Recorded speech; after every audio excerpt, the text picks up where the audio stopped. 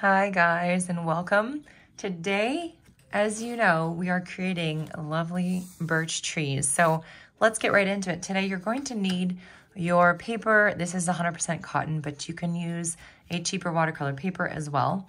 Tape it down. I have it taped down to this cardboard here actually, so that I can slide it around if I need to move it. So it's not stuck to my table, but the paper will stay flat. When the water hits it, it's not going to curl up. Then we have two brushes. I have a number 6 round and a number 4 round.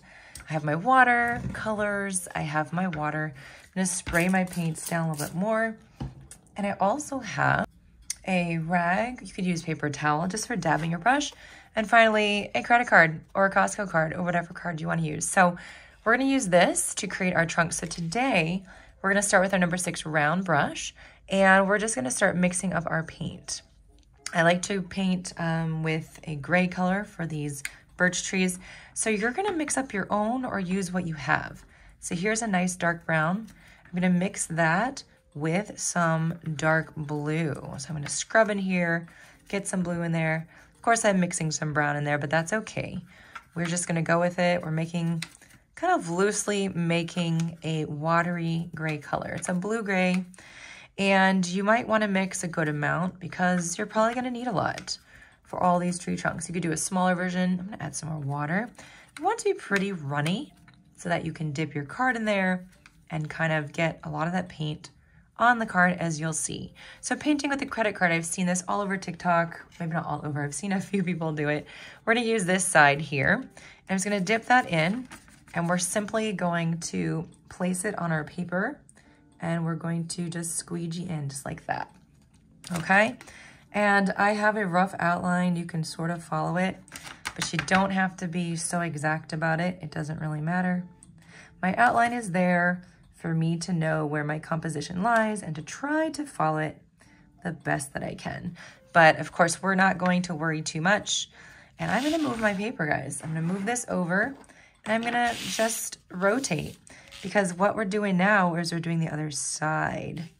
And when you're doing the other side, sometimes you just need an angle that's gonna work well for you.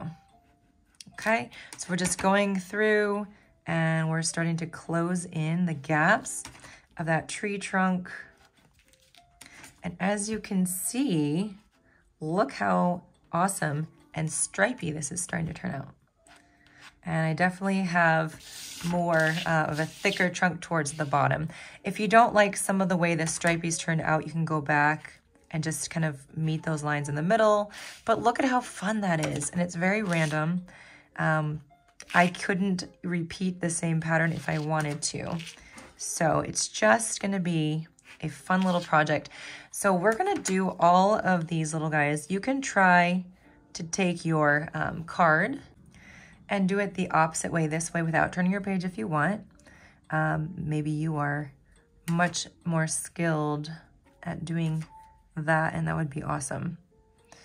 And when I did the example, let's see, we can kind of push it this way and see how that goes. This one I'm just gonna kind of spread it more because we're sort of, this tree is cut off here, so we're not gonna see the other side really. Let's add in a little bit of this guy. It's gonna be a little bit scary. There we go, that worked out. And same over here, and then push back the other way, and that works as well.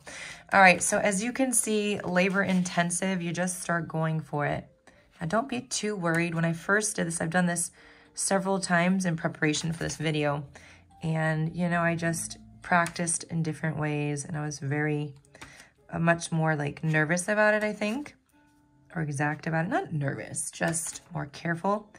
And now I'm like, okay, I know sort of the limits of my card and what it can do. Let's just go for it and see what happens. So I don't know who thought of this credit card trick, but I've definitely been thinking, okay, what other trees should I try to paint? Because this card trick is so amazing. And I've seen people paint these by hand. You know, you can do your tree shapes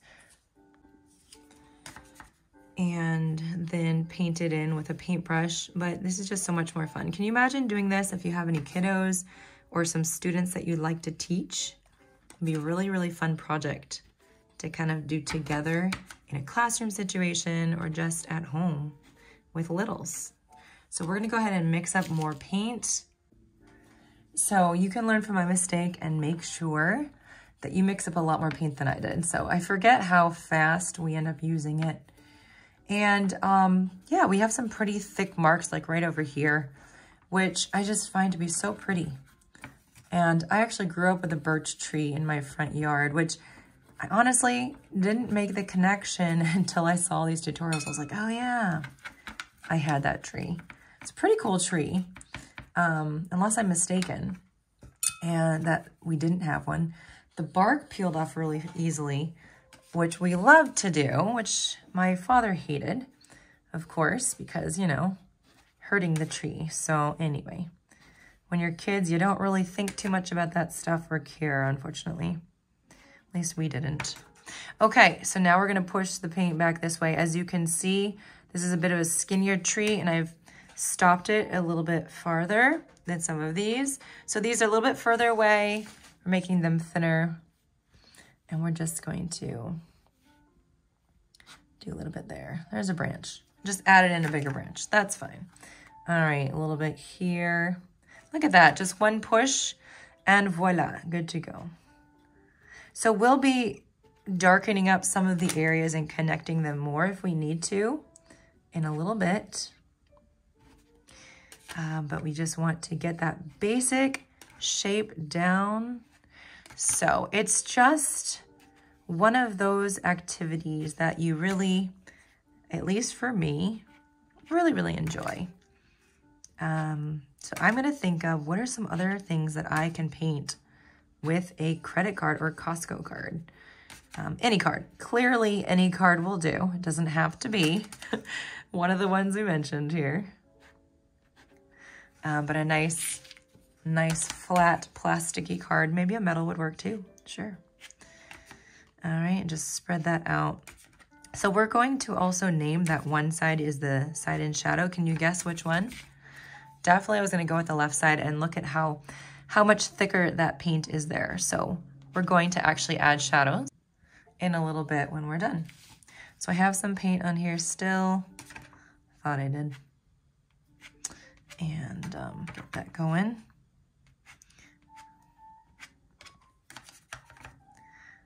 I wonder if any of you guys have any birch trees in your yard. Now we're not making naked birch trees. We could, and somebody on one of my videos asked for that, but I honestly think it's a lot more fun just to add the foliage and all the things. So we're gonna add foliage today and a little bit of sky and kind of grassy area, but it's going to be, look at this. Who needs more paint? Clearly I do. But it's gonna be more abstract-y. It's not gonna be anything difficult. The background, just adding in some color for the illusion of that background stuff. So, okay, so we have one going here. All right, we can add a little more paint. There we go. And then we have like, I think there's like a crotch of the tree that I painted. It's kind of going one way, another is going another way. And, you know, I'm being so detailed, but remember, we're gonna add foliage, so you really don't have to be that accurate, honestly. All right, so we have the basic forms here of all these guys. All right, and how's yours looking? Okay, this is when the number 5 round brush comes in. I'm just gonna dip into that gray paint that we made and maybe dab it off just a little bit on the side. Oh, like I said, no, we'll just go for the whole thing. And like I said, we're gonna just kind of connect some things here. There's some parts that are not connected well. And also this is our shadowy side. So I'm just painting that in, just like how we have on these trees here, okay? Just painting that in, and then I can blend it out as well. Yeah, and that's what you can do too if you want. A little bit right there. Make it wonky, don't make it too straight. Remember my saying, make it wonky, because in nature, things are wonky. And let's just spread out. So take some fresh water and just diffuse what you put down, okay? Just a little bit, like I said, a little bit of shadow. Just break up that line. And guys, I'm also so excited because I'm getting a new palette. I decided to splurge, not really splurge, but For me, if it's something I don't need, I sort of consider it like a splurge situation. So and it wasn't on sale more than it normally is, but I got a Winsor Newton Cotman watercolor palette. It's a travel palette, and there is an artist, I can't remember her last name now, Mallory, and I have taken some courses from her because I'm trying to learn more landscape. I do flowers all the time. Clearly this is it's an element from landscape, but I'd like to learn a lot of those kind of things. And so she has a course on doing the painting for the things from national parks, and I just thought that was so cool in watercolor. But she uses this palette, and she says she's had it for years. It lasts forever. And Winsor Newton is known for really good paint. It is a student grade, but I guess they have really good ratings in terms of light fastness, meaning the paints are less likely to fade over time and more able to stand the test of time to all the elements, or really just light is what we're talking about. But anyway, so I thought, well, that'll be fun to try that. So I'm pretty excited. So you might see that palette now in my videos. And I think it was $20, which is really good for a really nice watercolor set. So I'll let you guys know how I'm liking it. I also got contacted by a couple people on Instagram, a couple different businesses that are gonna send me a palette for me to try out. So anyway, maybe some fun new palette ideas and suggestions coming up, we'll see. So again, just putting that in. As you can see, I am not being very precise. I'm just putting down my color. I'm going really fast. I'm not really allowing my analytic brain to pop in and tell me I'm doing it wrong, or I need to slow down or go faster. As you can see, that looks kind of crazy. We're just gonna blend it in though, and it's gonna look just fine. Okay, so go ahead at this time and look over your birch trees. If you feel like they're needing something at this point, go ahead and add it. This one looks a little thin compared to this part of it there. So I just thought I would thicken that up a little bit. But so far, so good. They're looking pretty charming today. Like I said, I just love this trick. So fun. And there's some parts that are maybe not totally together. So you can go ahead and put those together now. And then we're gonna get to the rest of the painting part, which I'm excited to do. So, all right, so finish that up. And then we're gonna start with the next part, which is the foliage and all the things. So that'll be really fun to do. Okay, so now I'm gonna mix up two different greens. So I have this sap green here. We're gonna mix this really nice dark green in my palette, adding it over here. I have the same type of thing. It's pretty watery. Then I'm gonna dip into my cadmium yellow, which is a yellow that has a little bit more red in it, honestly. And then we're gonna dip into my lemon yellow, which has more blue in it. And it does definitely make a difference in the shade that you get. Hopefully it'll show up well in the video, because I'm not seeing a big difference today. There we go. So this is a little bit more on the yellow side. This one is a little bit more on the, this is more on the blue side, this is more on the red, as you can see. A little difference in those, but anyway. And this one I'm gonna add a little more green, so it's just gonna be a little bit different. So I've got really watery paint. I'm gonna take my number 6 round once again. Oof, and there was some brown in there, which is okay. We can have brown in our green. It's totally fine. So really watery, because I just want this to be very billowy like that, okay? And so we're just going to touch down and just start making our little leaf shapes, guys. This is very abstract. It's not, too really realistic. We're not going to sit here all day painting leaves on these trees. We're just gonna make it work the best that we can and see how that turns out. All right, stippling. You can even change the position of your brush too if you want to get different markings, so it's not all the same all over the place. Continuing on with that. And we're just covering up where those branches end here as well, because they are covered in the foliage. All right, and when you like what you're seeing, and some of them could be lower than others too, we want to do asymmetrical when we can, and maybe some are taller, higher up, you know, the foliage ends. And now we're gonna take our more yellowy color and we're gonna stipple that on top. I'm gonna add much more yellow to this because I really want a contrast. In the leaves, you know, some of them are being hit by light, and so you'll see a difference in how they look versus the ones that are in the shadow and they're a lot darker. Just be very, very random. You know, you really don't have to be exact about this kind of thing. We're gonna even dip into my darker green and just add some of that in there because that's kind of fun to do.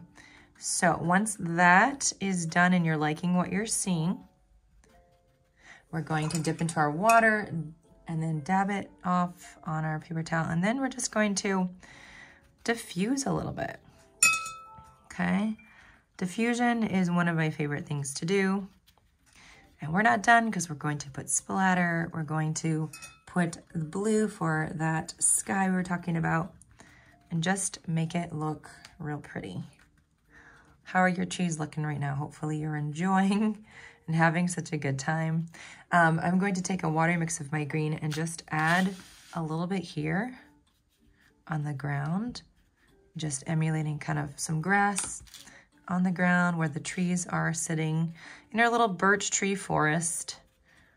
Okay, and then I'm going to take my blue, really, really watery, and I'm literally just going to just do that. Just add in really quickly some blue paint, emulating that blue sky peeking through in the distance in the background. All right, I don't want to be too worried about what it's gonna look like. Just put it on paper. If you dip into your your purple, which I have in my palette, no worries. You can have some purple in the sky. That would be totally normal. Have some blue in there, might turn into green, that's okay. And just quickly create that. And then finally, for the final part of this composition, dipping into my yellow-green, and I'm going to put some splatter all over, okay? It's like, oh, you know, some leaves are falling and they're gonna diffuse in the background and that's just gonna be pretty. So we have our little forest right here, and I hope you guys enjoyed painting this with me. I really enjoyed painting this with you guys. Let me know in the comments what you thought, what was easy, what was hard for you. If you have any suggestions on what you want to paint next time, also let me know. I'm here for you. And here's the final painting, guys. I hope you had so much fun with this. I really enjoyed teaching this to you today.